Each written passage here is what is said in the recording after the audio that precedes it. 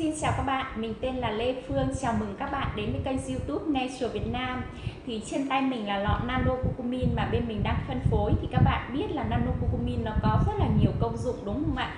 Và đặc biệt kể cả những bạn không bị làm sao thì dùng Nano Curcumin thường xuyên nó cũng cải thiện cái sức khỏe cho các bạn. Nó tăng sức đề kháng của các bạn lên rất là nhiều. Nhưng mà nhiều bạn thắc mắc với mình là chị ơi, tại sao Nano Curcumin lại không dùng được cho phụ nữ đang mang thai nhưng lại dùng cho phụ nữ cho con bú ạ?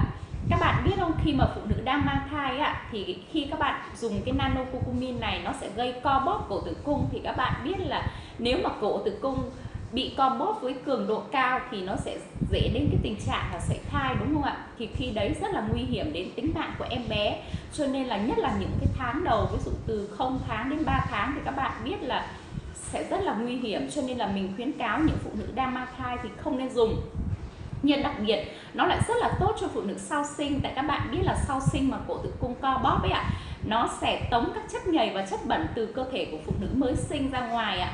Cái thứ hai mà khi mà co bóp nhiều thì cái lượng sữa nó sẽ tiết ra nhiều ạ, thì nó làm cho cái chất lượng sữa sẽ càng nhiều mà rất là tốt. Cái thứ ba nữa là khi mà các bạn uống Nano Curcumin thì đường ruột của bạn rất là ổn định. Các bạn có thể ăn uống có thể là không bị đau bụng. Và như vậy thì em bé khi mà bú sữa mẹ cũng rất là tốt. Cho nên là đặc biệt đối với phụ nữ sau sinh thì mình khuyên là các bạn nên duy trì một ngày 2 lần, buổi sáng trước khi ăn sáng một lần và buổi tối trước khi đi ngủ một lần giúp mình. Thì nó sẽ giúp cho thứ nhất là da của các bạn cũng được cải thiện, các bạn sẽ đỡ sạm nám hơn. Cái thứ hai nữa là giúp cho cái lượng sữa được tiết ra nhiều hơn, và đường ruột của các bạn cũng rất là tốt. Đi kèm theo đấy thì của em bé cũng thế. Cho nên là mình khuyên các mẹ là sau khi sinh thì hãy dùng cái sản phẩm Nano Curcumin bên mình mỗi ngày 2 lần.